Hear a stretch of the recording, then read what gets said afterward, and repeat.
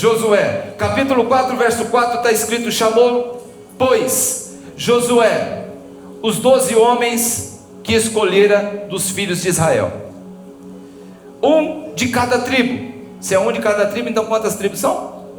Então são 12 homens, um de cada tribo, e disse: passe adiante da arca do Senhor vosso Deus, ao meio do Jordão, e cada um levante sobre o ombro uma pedra, segundo o número das tribos dos filhos de Israel. Quantas pedras então? 12. Aqui é o seguinte, deixa eu segurar você. Josué chegou às margens do Jordão. Ele chama os sacerdotes que carregam a arca. A arca não é carregada pelas mãos, a arca é carregada em varais. Um varal no ombro, a arca atrás da arca tem um outro sacerdote, um outro levita, e assim são 4, um de cada lado da arca, carregando a arca em varais. Josué fala assim: no momento que vocês colocar os pés à margem do Jordão, as águas vão parar, vai secar o rio, vocês vão atravessar, vão parar no meio do rio, seco agora, seco. Vai vir 12 homens, carregando 12 pedras nos seus ombros, vão atravessar e passar pelos sacerdotes, vão chegar do outro lado, vão pegar essas pedras. Eu estou aqui resumindo para vocês, porque está no capítulo 3, tá? Depois você lê, essa história é maravilhosa. Vocês vão passar o rio, seco, vai chegar do outro lado, vai pegar essas 12 pedras e vai no alojamento ali fazer um altar. Para que esse altar?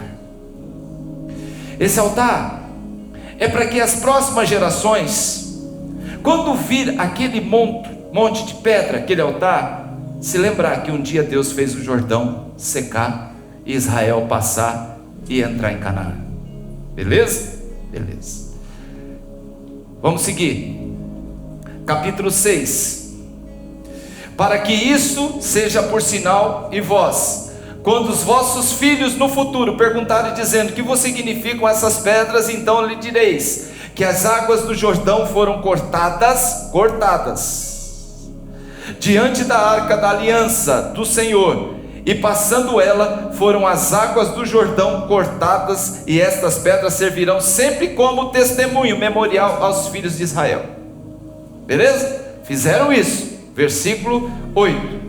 Fizeram, pois, os filhos de Israel conforme Josué ordenara. Levantaram as pedras e do meio do Jordão, como o Senhor tinha dito a Josué, segundo o número das tribos de Israel. Levaram consigo e colocaram no alojamento e a depositaram ali. Ponto. Não. Segue ainda.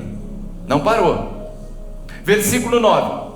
De novo, Josué também disse: 12 pedras no meio do Jordão, no lugar em que está parado e pousado os pés dos sacerdotes que levam a arca da aliança, e ali estão até o dia de hoje. Espera aí, 12 pedras você coloca no alojamento para servir de testemunho. 12 pedras vocês agora colocam no leito seco do Rio Jordão.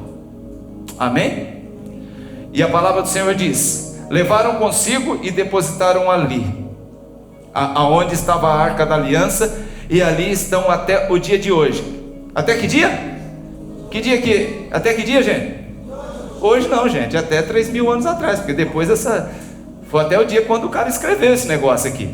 Amém? Ele não escreveu agora, escreveu lá. O pastor começou. Amém, amados? Gente, relação com Deus, conversa com Deus, vida com Deus, é um negócio assim meio diferente, porque todas as lutas que a gente tem, a gente pode apelar para um monte de situação, mas a gente sabe que no final não tem para onde correr.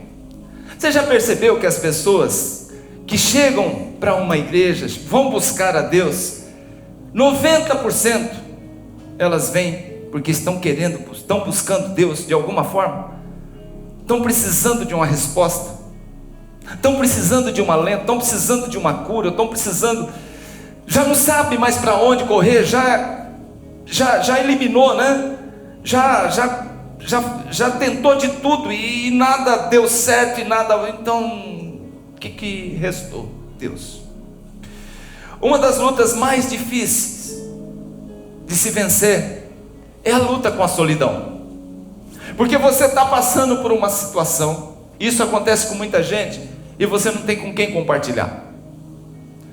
Você não tem com compartilhar muitas vezes porque você não quer se abrir. Outros têm vergonha de falar, outros têm medo, porque você conversar com Deus, a gente sabe que fica na caixa de Deus, mas você conversar com gente, isso pode escapar, e é uma coisa que você quer realmente ter um momento íntimo, uma privacidade, e você muitas vezes não confia em pessoas. Sabe aqueles momentos que você precisa falar e não tem? Já aconteceu com você ou não? Você olha, meu Deus, não tem para quem falar isso, não tem para quem compartilhar isso. Ou será que é só o pastor que passa por isso? São lutas internas que precisam de alguma forma colocar para fora, e você não encontra. Que fora é essa? Colocar para fora tudo bem, mas eu estou cercado de gente e ao mesmo tempo sozinho. A maioria de nós, então, o que busca? Oração. E a oração a gente vai buscar sem saber se vai dar certo, sem saber se vai ser respondida, mas é o nosso apelo, é o nosso escape, é o momento que a gente fala: eu só tenho um escape, que é orar. É a única válvula de escape que pode resolver isso. Mas quem não conhece esse caminho da oração?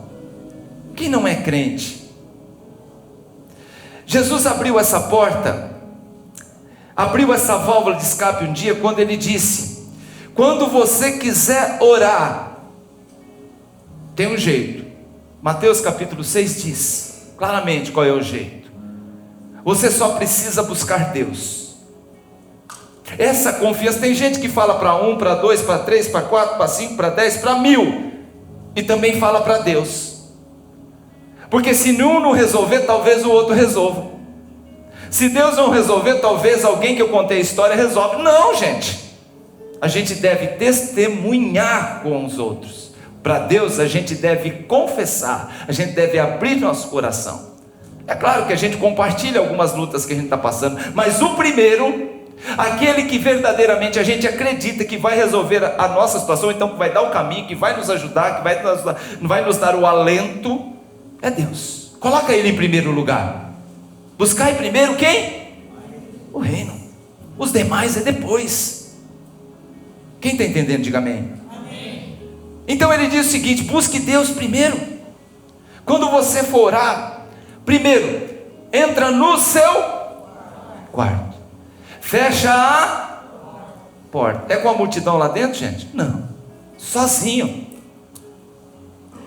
Entra no seu quarto, fecha a tua porta, e o teu pai em secreto, repete comigo, em secreto. E o teu pai em secreto, o que acontece? Deus te ouve? Não, Deus te vê.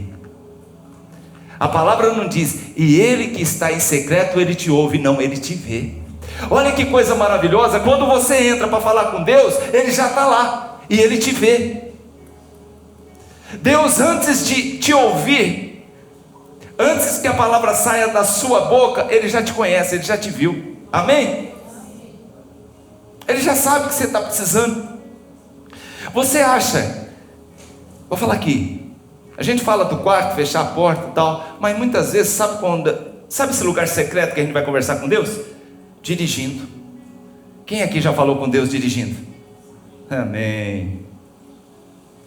Quem aqui já ajoelhou lá no trabalho, fechou a porta do banheiro, abaixou a tampa do vaso, colocou seus cotovelos ali, abaixou a cabeça e chorou naquela tampa do vaso?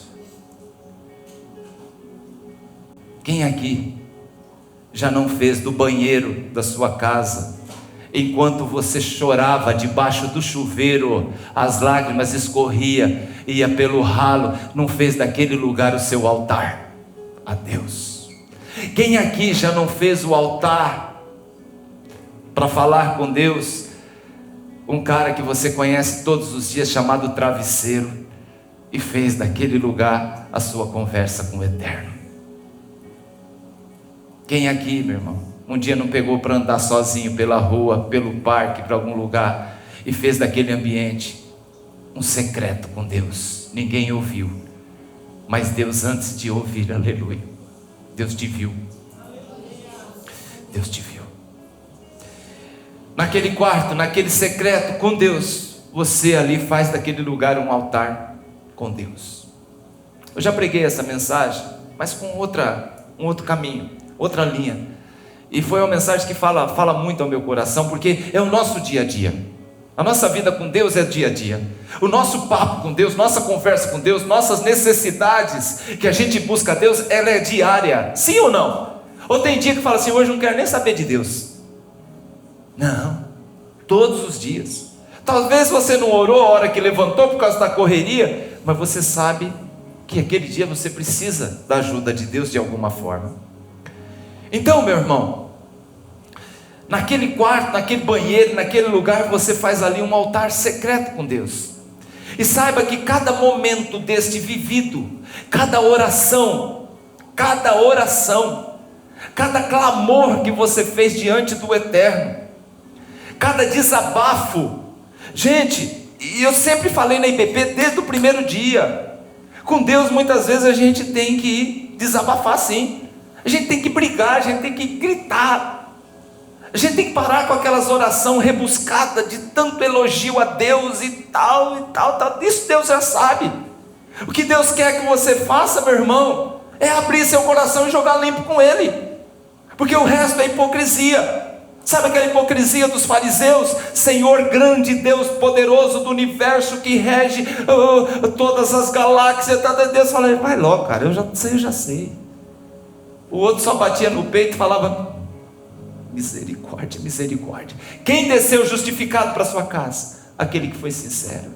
Então está na hora da gente parar com essas orações de elogios. Ele é grande, Ele é maravilhoso, e por isso que a gente está se abrindo com Ele, porque Ele é a pessoa que a gente confia, Ele é a pessoa que a gente tem certeza que antes de nos ouvir, Ele já sabe como está o nosso coração, porque Ele nos vê.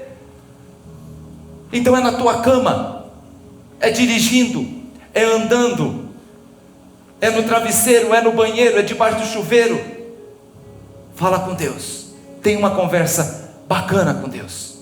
Deus não quer hipocrisia, Deus não quer que você fique rasgando elogios e tal, e Ele já sabe de tudo isso. Cada momento desse vivido na presença de Deus, cada oração, cada desabafo entre você e Deus, é um momento, é um altar que você ergueu em secreto com Deus. Diferente de outros altares, as pessoas fazem uma confusão muito grande. Outros altares erguidos a outros deuses eram com o objetivo de ter resultado. Os postes ídolos que eram levantados, os ídolos, as imagens de esculturas que as pessoas, na verdade, idolatram tanto, tem aquilo como um ídolo.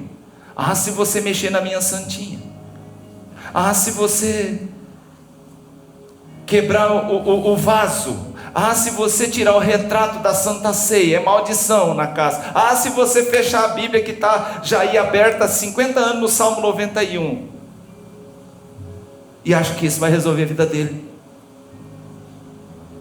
No passado existiam esse tipo de adoração a esses ídolos, e erguiam-se altares, haviam bosques de adoração,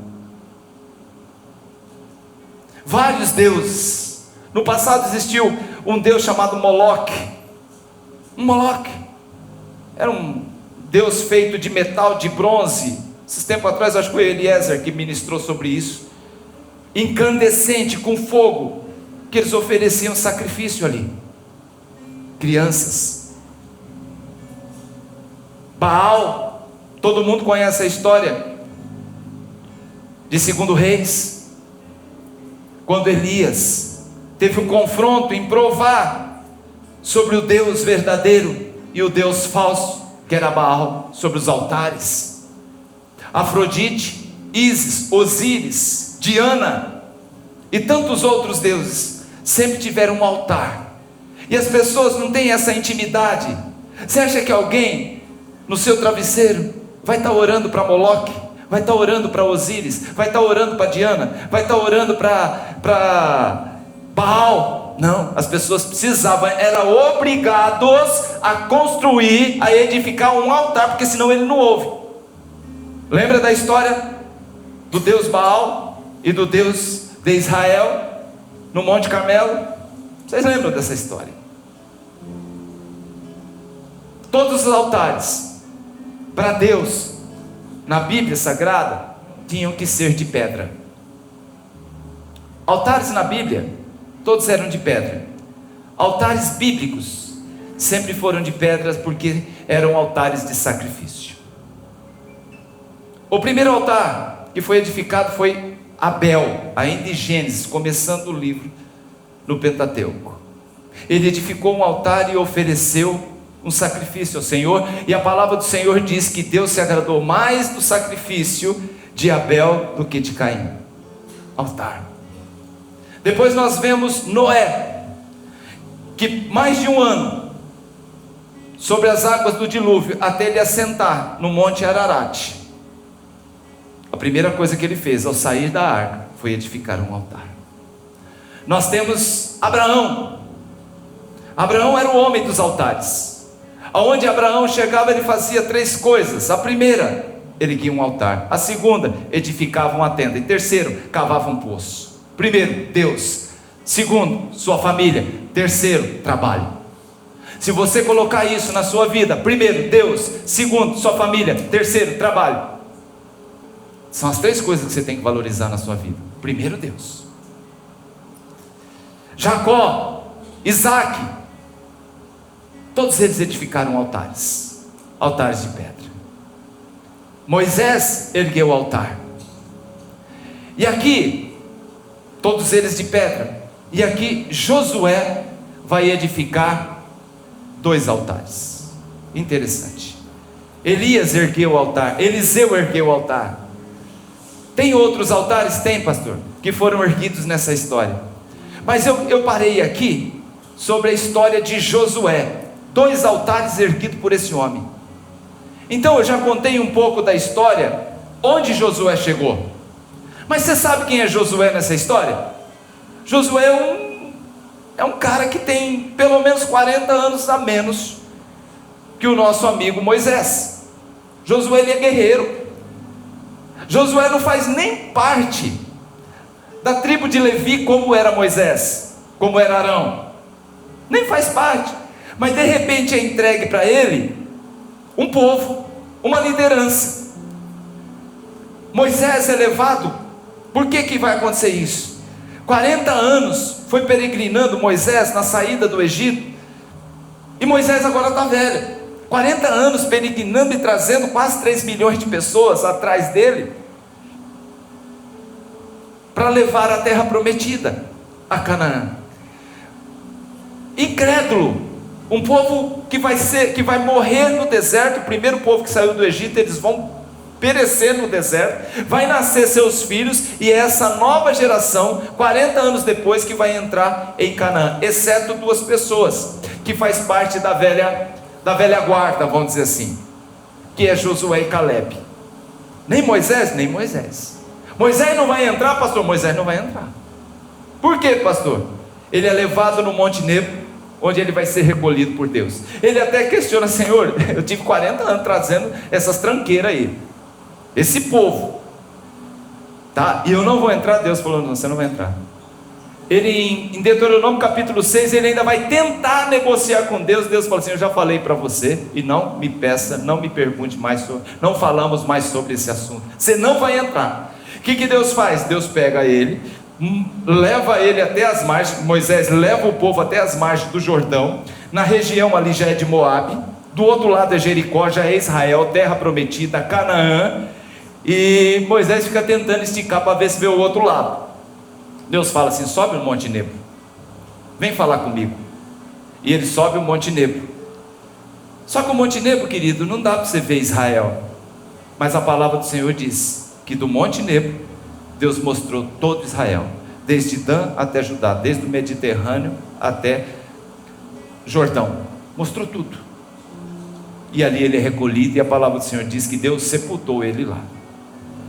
Então, o que acontece? Moisés viveu 40 anos, os últimos 40 anos da sua vida.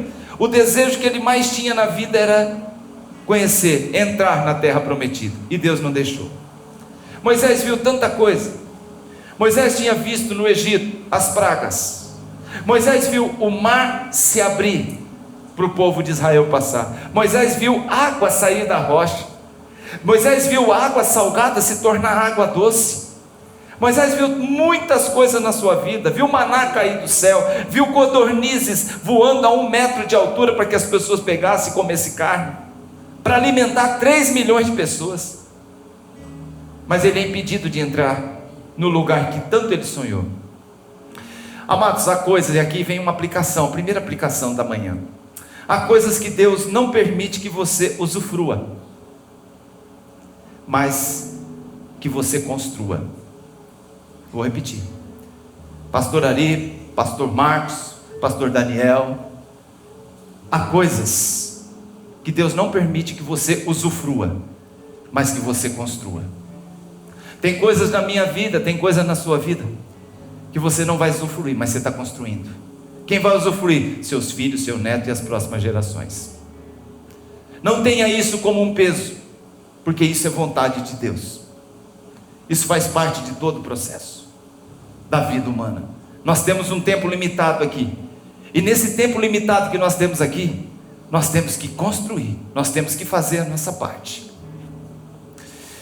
Há árvores que nós plantamos que dificilmente nós vamos ver ela dar fruto, porque ela demora quase 30, 40 anos. Mas quem vai comer do fruto dessa árvore serão nossos filhos, os nossos netos. Mas não deixe de plantar. É aí que eu quero trabalhar com você. Não deixe de plantar só porque você não vai comer. Olha o que aconteceu com Ezequias. Ezequias, Deus disse: coloca a tua casa em ordem que eu vou te recolher. Ele orou, pediu a Deus, tal. Deus deu mais 15 anos para ele. Ele vem, um tempo depois ele mostra todo o seu império para os babilônios. Isaías corre lá e fala: você fez besteira. Esse povo, os babilônios, daqui a algum tempo, daqui a alguns anos, eles vão tomar Israel e vão tomar tudo que está dentro da sua casa, dentro da casa de Deus. Você sabe o que Ezequias diz? Tá bom, não vou estar aqui mesmo, não vou mais estar aqui. Então ele não estava construindo para as próximas gerações, ele estava pensando única e exclusivamente nele. Planta um alface que você já colhe daqui 15 dias. Planta uma castanheira para ver se você vai ver ela produzindo. Amém? Não haveria entrada de um povo, e esse aqui eu acho bacana, não haveria entrada de um povo na terra prometida se não houvesse um Moisés escolhido por Deus. Não haverá lá na frente, nas gerações futuras da tua casa, da tua família, homens certos, mulheres decentes, obreiros do Senhor, salvos em Jesus Cristo, se não houvesse hoje alguém aqui sentado, orando e clamando a Deus pela vida das próximas gerações. Só ouvi 2 amém. Eu vou repetir: não haverá lá na frente, daqui 30, 40, 50, 60 anos, filhos, netos, bisnetos, servindo ao nosso Deus, salvos pelo sangue de Jesus, sendo homens e mulheres decentes à sociedade. Se um dia não tivesse aqui, no dia 2 de novembro de 2025, seus pais, seus avós, seus antepassados, aqui, orando e falando com Deus, e pedindo graça pelo Senhor pelas próximas gerações, amém? Amém. Aleluia. Parece missa às vezes. Deu para entender, Daniel? Quer que desenhe? Não.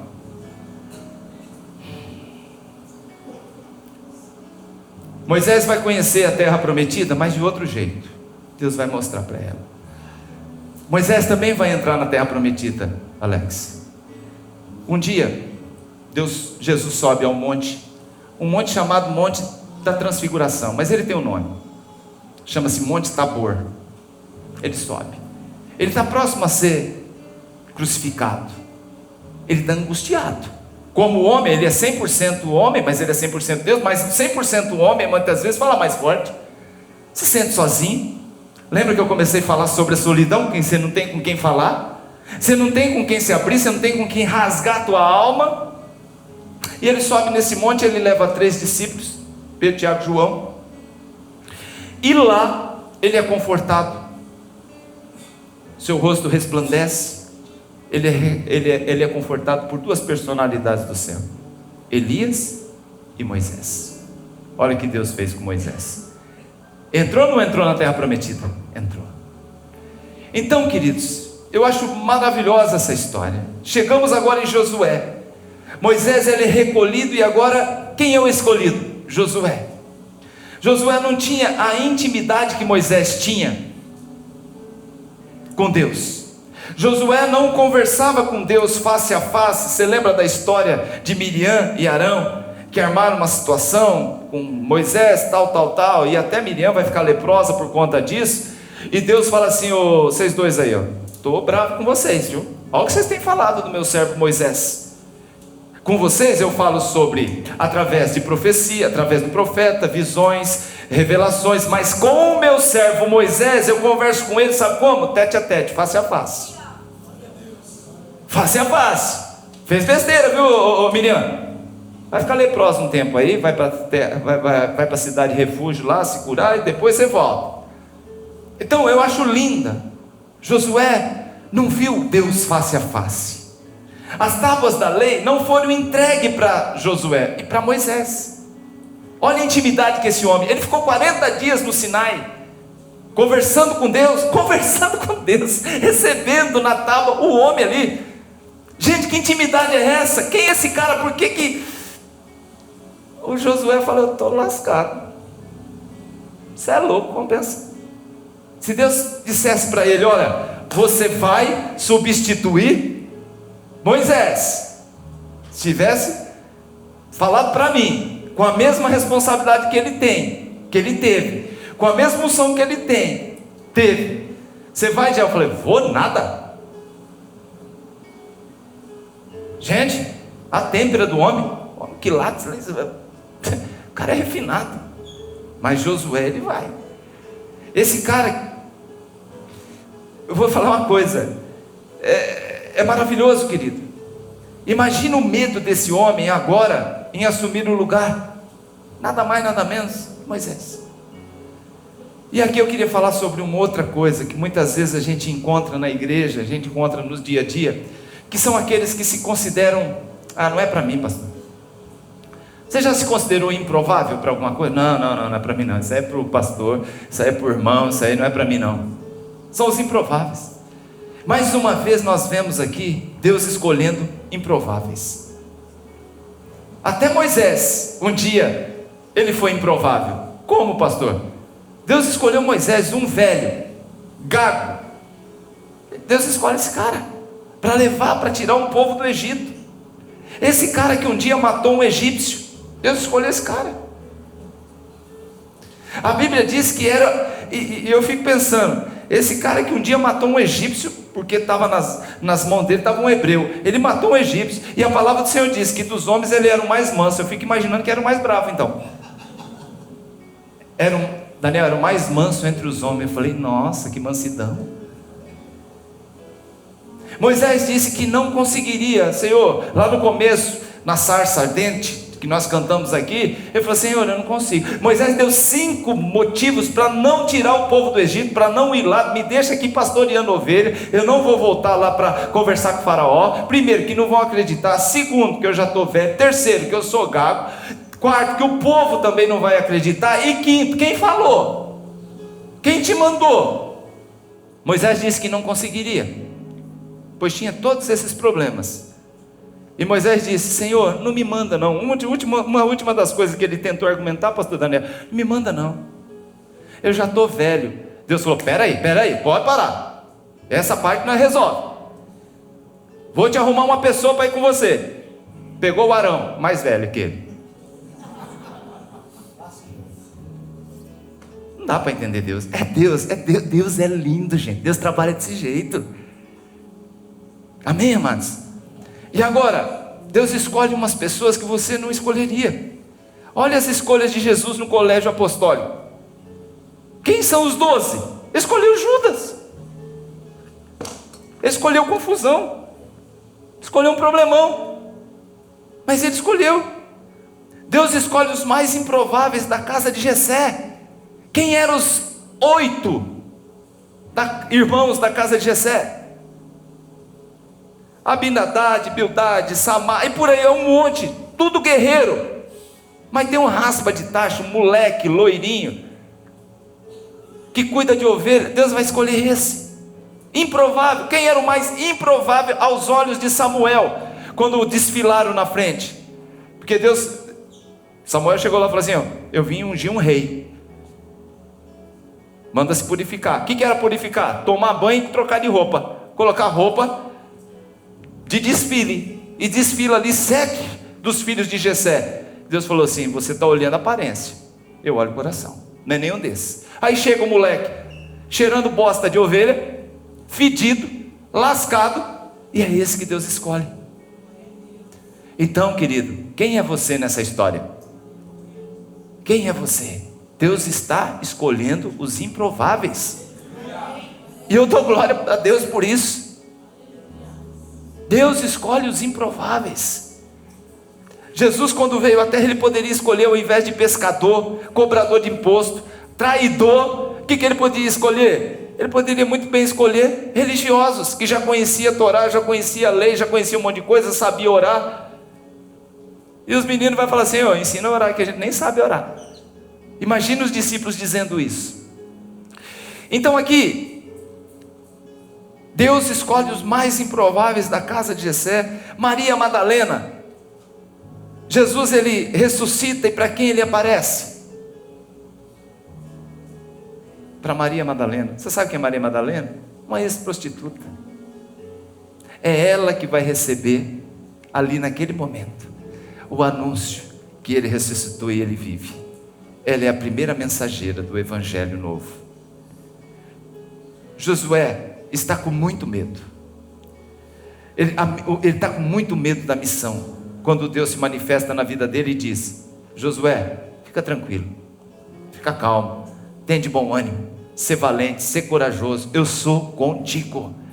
Meu irmão, se eu recebo uma injeção dessa, eu sou contigo da parte de Deus, eu vou. Você já se sentiu despreparado para alguma coisa que Deus lhe entregou a fazer? Você já sentiu? Despreparado. Eu não sei se eu estou pronto para isso não. Está assim, viu? Se Deus te escolheu, está assim. Josué tem que substituir só Moisés, só esse cara. E Deus manda Josué santificar o povo, porque coisas grandes, capítulo 3, tá? Vão acontecer amanhã. E santificar, como eu disse para você, era tomar banho, trocar de veste. E hoje eu vejo pessoas banalizando a questão da santificação. Acho que vir para a igreja tá bom demais. Gente, santificar é muito mais que isso. É bom você ter um particular com Deus e falar assim: eu quero me santificar na tua presença. É muito mais que isso. Ah, pastor, mas eu estou no tempo da graça. Meu irmão, você está fazendo uma leitura totalmente errada do que é a graça. A graça não é permissão para você pecar, mas empoderamento para você fugir do pecado. Eu vou repetir: a graça não é permissão para você pecar. Uma vez salvo, sempre salvo. Não. A graça não é permissão para você pecar. A graça é o empoderamento para você fugir do pecado. É você falar não. É ela que me santifica. É ela que grita no meu ouvido quando eu estou no caminho errado: para, Djalma, cuidado, não vai. É isso. Josué está na frente agora do Jordão. Mais de 1 milhão de pessoas atrás dele esperando algo acontecer.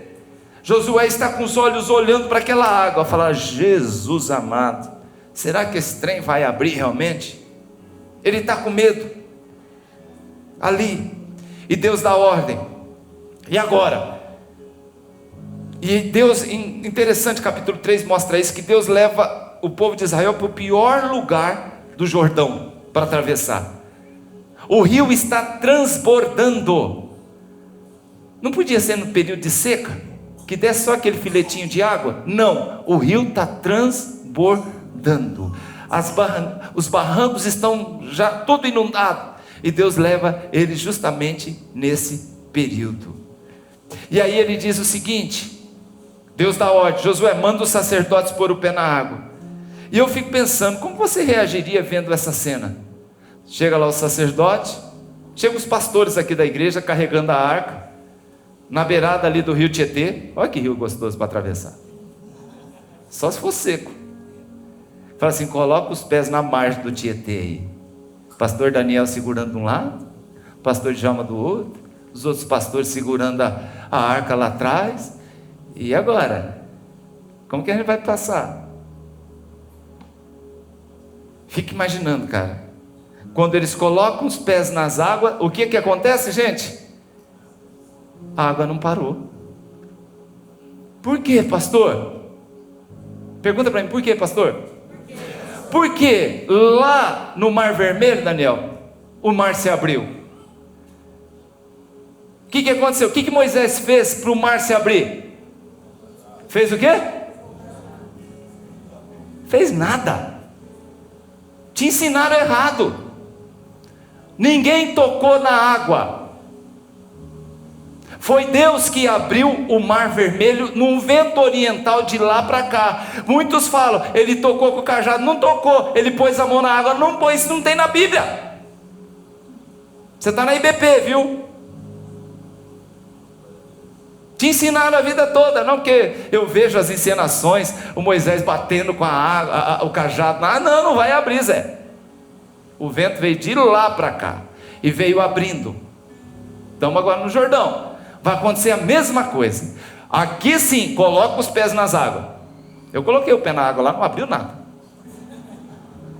Natália colocou o pé na água, vai que você tem mais fé que eu. Não tem. E nem daria certo, porque do outro lado tinha um pessoal batizando, ia secar e também não ia rolar. Então assim, não parou. Por quê, Rick? Por quê? Ela parou, mas não aqui. Ela parou lá em cima. Glória a Deus. Aqui tem algo tremendo, cara. Quando eles colocam o pé nas águas, o rio parou lá em cima. Você vai ver isso no capítulo 3. E ainda vai demorar um pouco para secar aqui embaixo. Quem está entendendo, diga amém. Isso, meu irmão, foi um prato cheio para os incrédulos.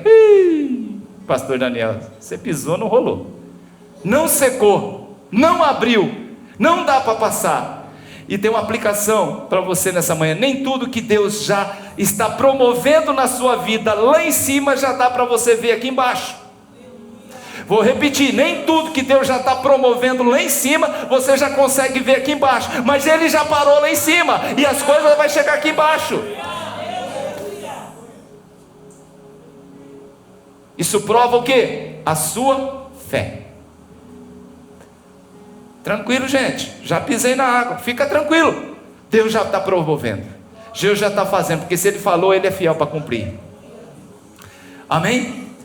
Se os movimentos dele foi lá em cima e demora um pouco para chegar aqui, mas está vindo, amém, amados? Deus tem uma palavra para você nessa manhã, está vindo, viu? Você já orou? Você já colocou diante dele? Já está vindo, Aline, fica tranquila. Deus já parou lá em cima e vai chegar aqui embaixo, em nome do Senhor Jesus. Tem milagre que você vai ver só depois, tem oração que você vai ser respondida só depois, mas se Ele já está promovendo, acredita, meu irmão, que já está vindo em nome do Senhor Jesus, aleluia. Depois de algum tempo, você percebe que alguma coisa já começa a mudar na tua vida. Depois de algum tempo você já percebe que o fluxo já começa a diminuir. Opa, já é a mão de Deus. Alguma coisa já começou a mexer. Olha como Ele já está se comportando diferente. Olha como que ela já chegou diferente hoje. Olha como que já foi o dia diferente hoje no trabalho. Olha como que foi hoje. Olha como esses sintomas já não estou mais sentindo. Olha como olha como eu estou melhorando a minha cabeça. Aquela depressão, aquele movimento maligno que estava acontecendo comigo, eu já estou melhorando. É porque ele já parou lá em cima, meu irmão, já diminuiu, agora já está vindo só um pouquinho, daqui a pouco vai secar isso na sua vida, e você vai ficar totalmente curada, liberto, em nome do Senhor Jesus, aleluia. O rio parou lá em cima, depois de algum tempo o fluxo diminui, o rio vai secando, os sacerdotes caminham até o meio do Jordão, e o povo começa a passar. Josué manda 12 líderes, cada um pega uma pedra, atravessa o rio. Quando o povo termina de passar, já estão distantes, lá adiante, já estão no alojamento, o povo todo passou.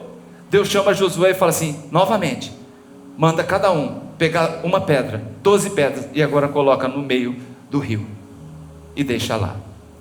As pedras que foram levantadas lá fora do rio, são para memorial, como eu disse, para gerações futuras lembrar, o que aconteceu, o que está fazendo esse altar aqui? Isso aqui foi um dia maravilhoso, foi a entrada do povo na terra prometida, isso aqui marca aquele período. Mas tem mais um altar, e esse altar está escondido, porque depois que o povo passa, que coloca as 12 pedras, pastora, o rio volta ao seu fluxo normal, e aquelas pedras são, aquele altar, ele é o quê? Escondido. Repete comigo, altar escondido. Sentindo muita presença do Senhor nessa manhã aqui, meu irmão. Quem está entendendo, diga amém. O altar escondido ficou dentro do rio? Ficou. E o que é um altar na Bíblia? Um altar na Bíblia é lugar de sacrifício. O altar na Bíblia significa sacrificar o cordeiro. O altar na Bíblia significa que para sacrificar o cordeiro tem que ter fogo. Nada disso é possível dentro do rio. Nada disso. E qual que é o mistério, pastor? 2 altares, um dentro e o outro fora do rio.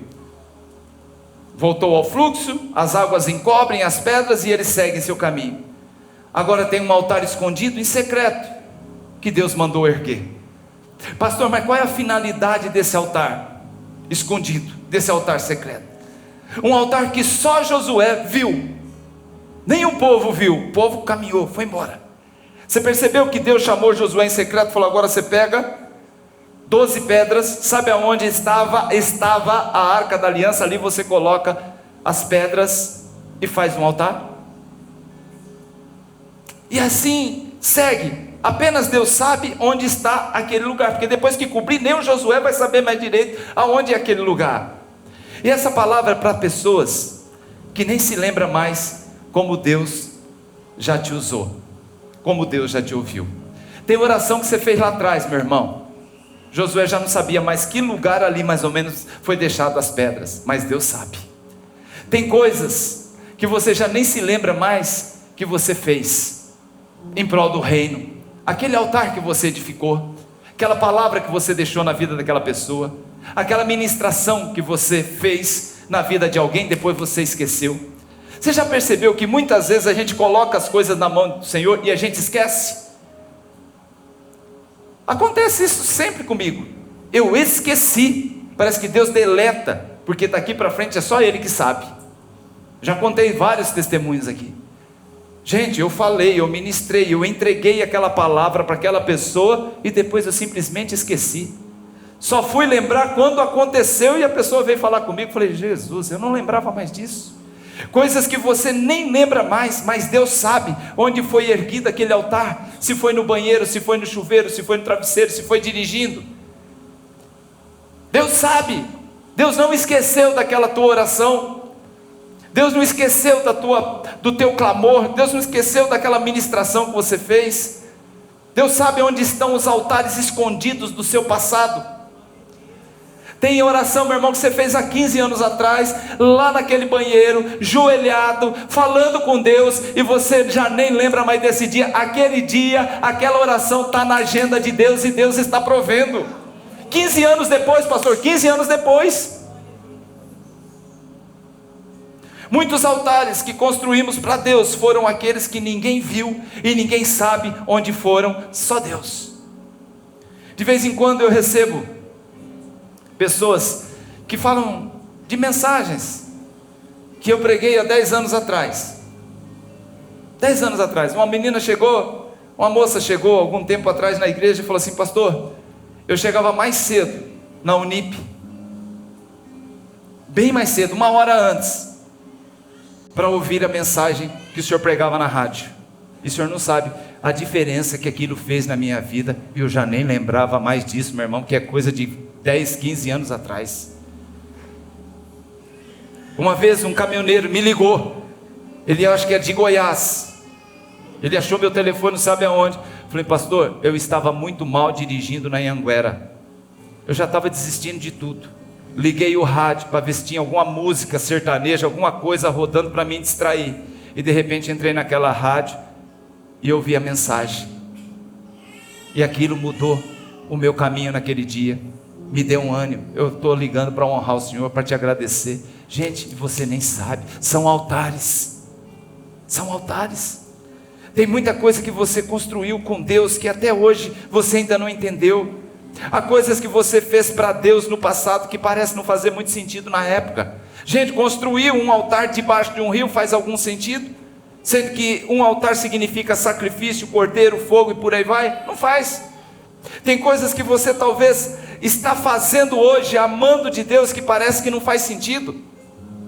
Josué olha para aquilo lá e pensa: não faz sentido. Construir um altar debaixo do rio não faz sentido. A nossa cabeça e na cabeça de Josué não faz sentido ter um altar escondido. Mas olha o que acontece. Onde tem um altar escondido, tem um mover de Deus. Já deu uma olhada no Jordão, a importância dele na história? Olha o que acontece. Onde tem um altar escondido, acontece muita coisa. 2 Reis capítulo 5, a palavra fala de um general sírio, leproso, que levou para sua esposa nas guerras em Samaria, um presente para sua esposa. Ele levou uma menina, uma escrava, deixou a menina lá. Que a menina foi tirada do seio da família e colocada na casa daquele general. Só que quando ela foi lavar a roupa, a farda do general, ela viu que tinha pele grudada na farda. Falou: esse homem é leproso. General, poderoso, conhecido, porém leproso. E sabe o que ela diz? Aquela menina ela poderia estar cheia de raiva no seu coração, porque ela foi tirada do seio da sua família, da sua mãe, do seu pai, dos seus irmãos. Ela foi levada como um presente, como birelô ali para a esposa do general. Ela poderia estar com muita raiva, mas não. Ela teve pena daquele homem, que apesar de ser poderoso, rico, era leproso. E ela diz o seguinte: se o meu Senhor, ela não diz: se esse infeliz soubesse, não. Se o meu Senhor soubesse do Deus de Israel, ele conheceria o homem de Deus lá, e ali ele seria curado. Essa menina, ela é vista pelos homens como uma escrava, mas por Deus era vista como uma princesa. Eu acho engraçado que a lepra de Naamã não pegou nela, mas a fé dela pegou em Naamã. Ele aceita. Quando a esposa dele ouve isso, ela fala para Naamã. Naamã conversa com o rei da Síria, e que envia para Israel, e chega até Eliseu. Eliseu fala assim: vai lá, vai tomar banho lá no Rio Jordão, e você vai ser curado. Ele vai, cria alguma situação, mas ele vai, é curado. Você sabe o que eu descobri aqui? Que essa menina, ela não era escrava da sua dor, ela era uma serva da sua missão. Essa menina não era uma escrava da dor, mas uma serva da sua missão. Ela envia Naamã para Eliseu. Eliseu manda ele mergulhar. Naamã se recusa, dizendo que os rios da Síria, Abana e Farpar, são muito melhores que os rios de Israel. Mas mesmo assim, os rios da Síria podem ser melhor, mas o único que tem um altar escondido é o Jordão. Tem coisas, meu irmão, que por aí é lindo, maravilhoso, que tem show, tem luzes, câmera, ação, fumaça, tem tudo, mas aqui tem palavra. Aqui é Jordão, aqui não é Mar Morto. Amém? Onde tem altar tem cura, onde tem altar tem milagres. Ele foi curado ali dentro do Jordão. Amados, está chegando um tempo de cura para a vida de muita gente. É só acreditar. Hoje eu tenho uma palavra profética para a sua vida. Onde tem altar, tem restituição. Um outro texto, um capítulo acima de 2 Reis, capítulo 6 agora. A igreja ficou pequena. Os discípulos chegam para Eliseu e falam assim: nós precisamos aumentar. Ele falou: pode ir lá, nós vamos cortar vigas na beira do Jordão. Ele falou assim: pode ir. Ele falou: não, mas o senhor vai com a gente. Levaram o Eliseu, chegam lá, começam a cortar as vigas para aumentar a igreja, a casa dos discípulos, a escola de discípulos. E de repente o ferro do machado cai dentro da água. E o jovem, ele grita: ah, Senhor, era emprestado. Eliseu chega lá e fala assim: é o seguinte, aonde caiu? Caiu ali. Ele pega um pedaço de madeira, joga lá, o machado flutua. O que eu aprendo aqui no Jordão? Onde tem altar, tem restituição. Voltou. O machado flutuou e voltou. Onde tem altar, querido, tem portas abertas. Tem portas abertas. Onde tem altar tem portas abertas. Elias, ele fala assim: olha, Deus vai me levar. Eliseu falou assim: eu vou contigo. Ele falou assim: o que você quer de mim? Porção dobrada do seu espírito. Ó, querido, para acontecer isso, você vai ter que estar comigo na hora que eu for levado.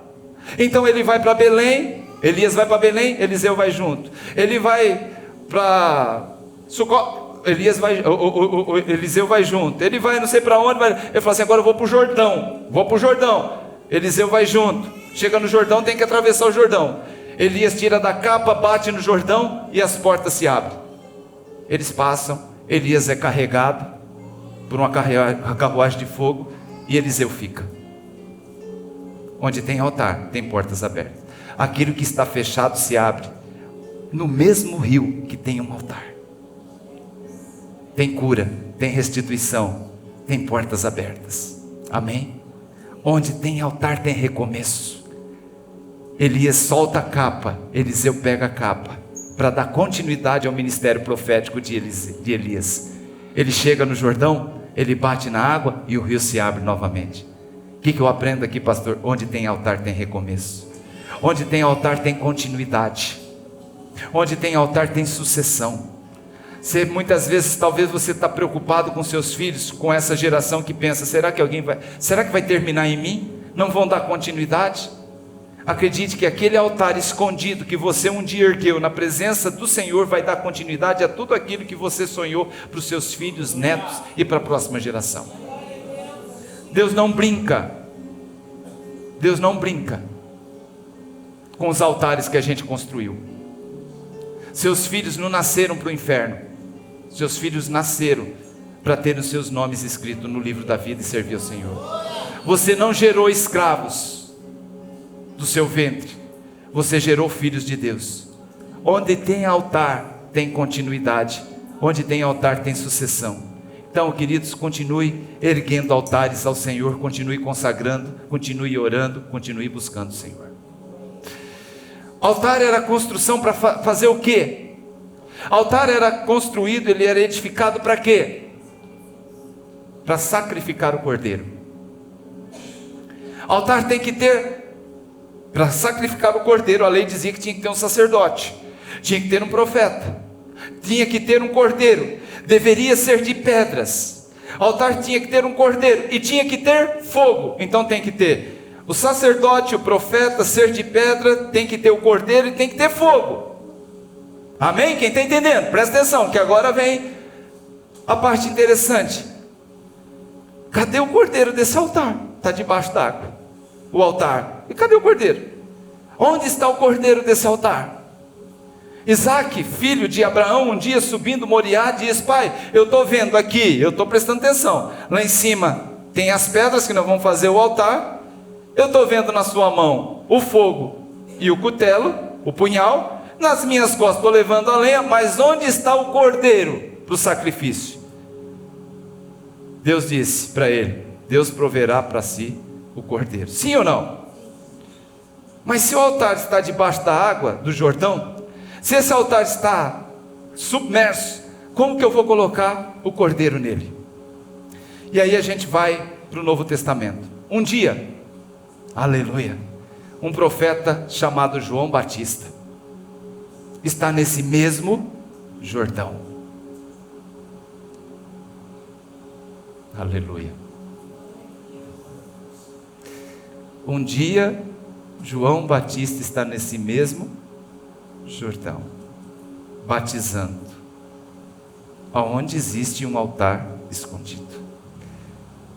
Ele diz: olha lá ele, uma terra seca, que não tinha formosura, olhando para nós, para ele, nada vimos nele para que o desejássemos, mas ele foi ferido por causa das nossas transgressões, esmagado por causa das nossas iniquidades, o castigo que nos traz a paz estava sobre ele, e pelas suas pisaduras fomos sarados. Quando ele vê João Batista, quando ele vê Jesus entrando no Jordão, onde está o altar escondido, João Batista vai dizer: eis o cordeiro que estava faltando, eis o cordeiro que tira todo o pecado do mundo. Aleluia, glória a Deus. Agora, Geisa, nós temos o altar, agora nós temos o cordeiro, nós temos o altar de pedra, nós temos o cordeiro, mas o que falta? Aleluia. Onde tem altar tem cura, nós vemos com Naamã. Onde tem altar tem restituição, nós vimos o machado flutuar. Onde tem altar tem adoração, onde tem altar tem porta aberta, tem recomeço, tem salvação também, aleluia, porque tem o cordeiro agora. João Batista entrega o cordeiro no altar, João Batista mergulha o cordeiro nas águas do altar. Agora tem pedra, tem cordeiro, tem profeta, tem sacerdote, mas está faltando uma coisa. O que está faltando, gente? Fogo. Repete comigo: fogo. Fogo. Aleluia. O fogo é símbolo de quê? O que desceu no dia do Pentecoste, na descida do Espírito Santo? Vou perguntar de novo, vocês são bons de Bíblia. O que desceu em Atos 2, no dia do Pentecostes, na descida do Espírito Santo?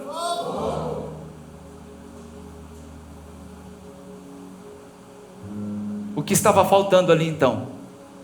Fogo. Não desceu fogo na água, melhor que isso. Houve a descida do Espírito Santo em forma corpórea de uma pomba, que desceu sobre aquele altar, pois o cordeiro já estava lá, o profeta já estava lá, o sacerdote já estava lá, o altar já estava lá, faltava única e exclusivamente o fogo do Espírito Santo. Onde tem altar, tem a presença do Espírito Santo.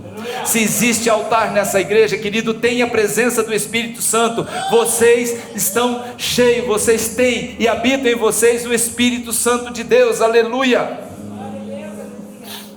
Você ergueu um altar na sua vida? Se prepara para um tempo de imersão e batismo no Espírito Santo. Quando o Espírito Santo desce e vê o sacrifício ali, que é o cordeiro, o céu se abre. Eu preguei isso a semana passada, sobre a tentação, e diz, o Senhor disse: esse é meu filho amado em quem me comprazo. E por último, quem tem altar tem identidade. Se você um dia erguer um altar ao Senhor, através das suas orações, através da sua entrega, você tem que ter identidade de filho de Deus. Você tem que bater no peito e falar assim: eu sou servo do Senhor, eu não me vendo, eu não negocio, eu não entro na tentação. Eu posso ser provado, eu posso ser tentado, mas não entrego. No capítulo seguinte, Jesus é levado para ser tentado pelo diabo. Isso a gente já falou semana passada. Quando diz, por que eu digo, onde tem altar tem identidade? Porque Deus cravou ali naquele altar a identidade do Senhor. Se és filho de Deus, transforma essas pedras em pães. Jesus falou: não precisa, o altar já foi edificado, o cordeiro já foi entregue, o fogo do Espírito Santo já desceu, e a identidade já chegou. Porque ele diz: você é, você não será, você não foi, você é o meu filho amado em quem me compraz. Identidade resolvida, meu irmão. Você é filho de Deus, você tem identidade, você tem a presença do Espírito Santo na sua vida, querido. Receba em nome do Senhor Jesus nessa manhã essa palavra. Cresça, cresça, cresça, cresça, cresça, cresça como servo de Deus, e não se deixe abater por aquilo que o inimigo tem falado ao seu coração. Demorou quantos anos aquele altar submerso,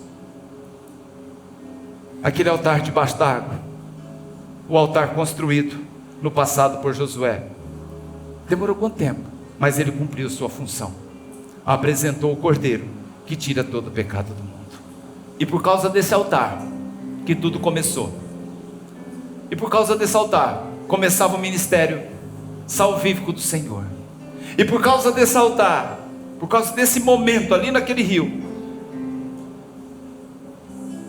é que hoje a gente pode, 3 anos e meio depois desse momento, que hoje a gente pode celebrar a Santa Ceia. Todos os altares na Bíblia foram construídos com pedras, mas teve um que foi construído com madeira. Eu vou repetir: todos os altares na Bíblia sempre foram construídos com pedras, mas teve o último altar. Repete comigo: o último altar. Daí para frente o altar passou a ser eu e você, mas teve o último altar que foi construído com madeira. E nesse altar estava o Cordeiro, o meu e o seu Salvador, entregue naquele altar, aonde ele sangrou, onde verteu sangue naquele madeiro, para salvar, querido, não um pecador, mas para me salvar, para te salvar, para salvar o mundo.